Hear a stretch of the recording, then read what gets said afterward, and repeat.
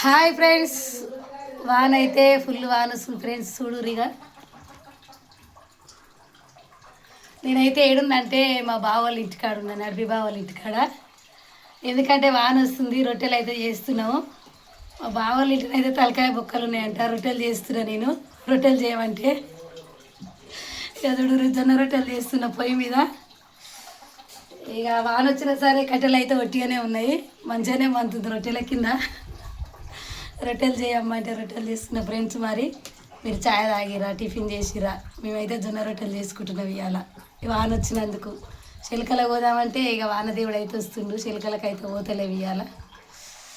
ఇక ఎండ కొడితేనే పత్తి ఏరు వస్తుంది, పత్తి మొత్తం నాంతుంది. ఆ వాన మరి ఇంకెన్ని రోజులు పడుతుందో ఏమో, ఇప్పుడైతే వస్తూనే ఉంది కదా ఊరి.